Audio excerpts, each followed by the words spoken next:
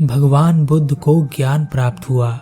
जब लोगों को पता चला कि बुद्ध को ज्ञान प्राप्त हुआ है तो वह यह जानना चाहते थे कि बुद्ध को क्या ज्ञान प्राप्त हुआ, उन्होंने क्या नया जाना। नया इसलिए क्योंकि दुनिया में पहले से ही ज्ञान का भंडार भरा पड़ा है और जिस ज्ञान को सब जानते हैं उससे अलग बुद्ध ने क्या पाया। बुद्ध के समीप एक व्यक्ति आया और उसने बुद्ध से कहा, हे बुद्ध, मैं ज्ञानी व्यक्ति हूँ। मैंने सभी शास्त्रों का अध्ययन किया है, मैंने वेद पुराण पढ़े हैं, मैंने गहन चिंतन किया, मनन किया। मैंने सुना है कि आपको भी ज्ञान की प्राप्ति हुई है। मैं यह जानना चाहता हूँ कि आपको क्या प्राप्त हुआ है। वह कौन सा ज्ञान है जिससे अभी तक हम अनभिज्ञ हैं। आपको क्या प्राप्त हुआ बुद्ध? बुद्ध मुस्कुराए और बोले, मुझे कुछ प्राप्त नहीं हुआ है, बल्कि मेरे पास जो था वह भी मैं खो चुका हूँ। व्यक्ति ने कहा, आपने क्या खोया? बुद्ध ने कहा, लालच, लोभ, मोह, माया, ईर्ष्या, क्रोध, कामना, इच्छा, वासना, इन सभी को मैंने खो दिया है। वह व्यक्ति बोला, तब आपने क्या पाया? बुद्ध ने कहा, कुछ नहीं। व्यक्ति बोला, तब लोग यह क्यों कहते हैं कि आपको ज्ञान की प्राप्ति हुई है? क्या आपने ज्ञान प्राप्त नहीं किया? बुद्ध मुस्कुराए और बोले, मैंने ज्ञान प्राप्त नहीं किया। ज्ञान तो सर्वत्र है, उसे प्राप्त करने की आवश्यकता या जरूरत नहीं है। मैंने केवल अपना अज्ञान खो दिया है। अज्ञान खोने पर क्या बचता है? व्यक्ति बोला, अज्ञान नहीं होगा तब ज्ञान बचता है। बुद्ध ने कहा, जब ज्ञान और अज्ञान दोनों ही ना बचे तब क्या बचेगा? व्यक्ति बुद्ध के चरणों में गिर गया और बोला, हे बुद्ध, इस स्थिति के बारे में तो मैंने कभी विचार ही नहीं किया। बुद्ध कहते हैं, मेरे पास जो कुछ भी था मैंने सब खो दिया। सब खोने के बाद मुझे पता चला कि जिन चीज़ों से मैं प्रेम कर रहा था, जिन चीज़ों को मैं पाना चाहता था, वह सत्य ही नहीं थी। तब वह सत्य क्या था जिसे बुद्ध ने प्राप्त किया? बुद्ध कहते हैं कि मैंने सब कुछ खो दिया, तब मुझे ज्ञान दिखाई दिया। लेकिन इसके उल्टे हम सब कुछ प्राप्त करना चाहते हैं। बुद्ध खोने की बात करते हैं और हम प्राप्त करने की बात करते हैं। हम ध्यान करते हैं ज्ञान प्राप्ति के लिए, लेकिन क्या हम अपने आप को अज्ञानी मानने के लिए तैयार हैं? क्योंकि जो ज्ञानी है उसे ज्ञान प्राप्त करने की क्या आवश्यकता है, क्योंकि वह तो पहले से ही ज्ञानी है। और एक समस्या यह भी है, हम अपने आप को ज्ञानी मानते हैं और ज्ञान भी प्राप्त करना चाहते हैं। यह कैसे संभव है? ज्ञान तो उसे ही प्राप्त हो सकता है जो अज्ञानी हो। पहले तो हम यही नहीं समझ पाते कि अज्ञान क्या है और ज्ञान क्या है। ध्यान से देखोगे तो पता चलेगा कि जिसे हम ज्ञान समझ रहे हैं वह अज्ञान ही है। हमारा ज्ञान ही हमारा अज्ञान है। हमारा ज्ञान हमें सत्यता से दूर रखता है, सत्य देखने से रोक कर रखता है।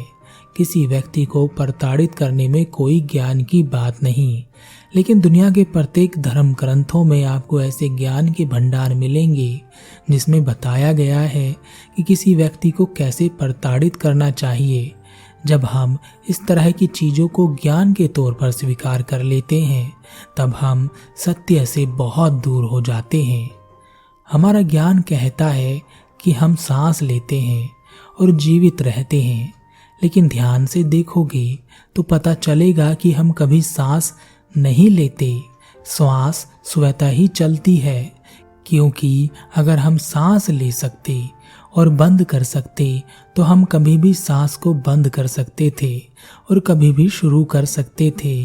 तब कोई मुर्दा ना होता, मुर्दा होता तो मुर्दे भी सांस लेते। तब यह हमारा ज्ञान ही है जो कहता है कि हम सांस लेते हैं। पृथ्वी पर जब से मनुष्य आया है तब से अब तक मनुष्य एक ही प्रकार से चल रहा है। क्या आपने ध्यान दिया?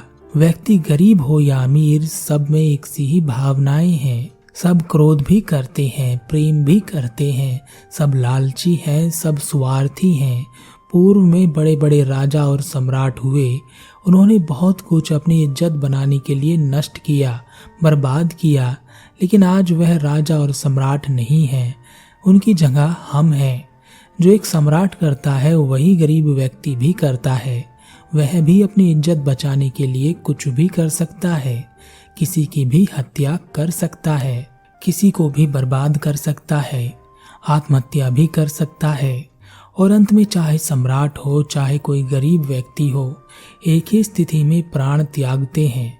एक सम्राट हो सकता है कि युद्ध के मैदान में प्राण त्यागे, एक गरीब हो सकता है कि अपने घर के बाहर खुले मैदान में प्राण त्याग दे। प्राण निकलने में पीड़ा तो एक सी ही होती है। हजारों सालों में सब कुछ एक सा ही घट रहा है, उसमें कोई बदलाव नहीं है, सिर्फ चेहरे बदल रहे हैं। फिर भी हम इतने ज्ञानी व्यक्ति हैं कि उन सब से हम कुछ नहीं सीखते।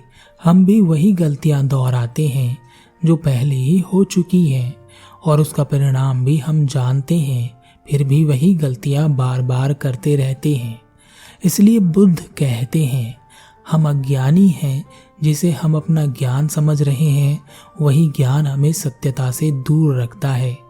बुद्ध जिस सत्य की बात करते हैं, उन्हें जो सत्य मिला या जो सत्य होता है वह यूनिवर्सल होता है। वह हर स्थिति हर समय पर एक सा ही होता है, उसमें कोई बदलाव नहीं होता। लेकिन हमारा जो ज्ञान है, हमारा जो सत्य है, वह हर स्थिति में बदल जाता है। समय और स्थान के हिसाब से बदल जाता है, व्यक्तियों के हिसाब से बदल जाता है। एक सत्य जो भारत में सत्य है वह दूसरे देश में असत्य हो जाता है। जैसे प्रेम एक यूनिवर्सल सत्य है, हर जगह हर स्थिति में यह एक सा ही होता है। सभी जीवों में यह एक समान ही प्रकट होता है। इसलिए बुद्ध प्रेम और करुणा की बात करते हैं।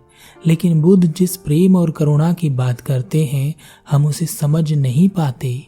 प्रेम तो हम भी करते हैं, लेकिन क्या वास्तव में हम प्रेम करते हैं? एक पति कहता है, मैं अपनी पत्नी से बहुत प्रेम करता हूँ। कुछ समय बाद वही पति अपनी पत्नी की हत्या कर देता है। अब यह कैसे संभव है कि जहाँ प्रेम था उसकी जगह अब क्रोध ने ले ली? क्योंकि यहाँ प्रेम था ही नहीं, इसलिए समय के हिसाब से यह बदल गया। हम प्रेम या कोई भी व्यवहार कहाँ से सीखते हैं?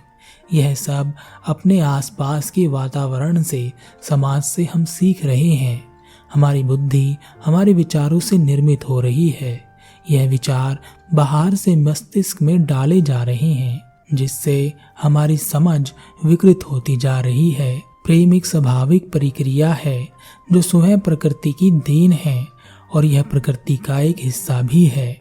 प्रकृति आपसे प्रेम करती है, वह आपका सभी प्रकार से ध्यान रखती है। वह कभी आपसे कोई मांग नहीं करती, जबकि आप ही प्रकृति को नष्ट करने में लगे रहते हैं। यह वह प्रेम है जो हमारे अंदर भी होता है, लेकिन हम इसे भूल गए हैं। जिस प्रेम को हम जानते हैं वह बनावटी है, उसे हमने बाहर से सीखा है। बाहर यानी अपने समाज से सीखा है। समाज में जैसा दिखाया जाता है हम बिल्कुल वैसा ही करना चाहते हैं। हम वैसा ही प्रेम करना चाहते हैं। हम कॉपी करना चाहते हैं। हम अच्छा दिखना चाहते हैं। लोग हमें देखें और कहें कि देखो कितना प्रेम है इनमें। वास्तव में जो सत्य है वह बहुत दूर नहीं है, बिल्कुल हमारे पास ही है। वह हमारे अंदर ही है। हमने अपनी आंखों पर पट्टी बांध रखी है। हम देखना ही नहीं चाहते, या कहें कि हम इतने व्यस्त हैं कि हमें यह सोचने का समय ही नहीं है कि हम रोज जो कर रहे हैं उससे हटकर कुछ और भी हो सकता है। अपनी सामाजिक बुद्धि को छोड़ दें। जो समाज ने सिखाया है उसे एक बार भूल जाएं और स्वयं को समझें। आपके सबसे नजदीक आप खुद ही हैं। आपसे ज्यादा आपके नजदीक कोई और हो ही नहीं सकता। दूसरे किसी से ज्यादा आप स्वयं को बेहतर जानते हैं। देखें कि आप क्या जानते हैं अपने बारे में। कुछ जानते भी हैं या बस ऐसे ही जिए चले जा रहे हैं। जन्म लेना और रोते चिल्लाते मर जाना इस जीवन का उद्देश्य कदापि नहीं है।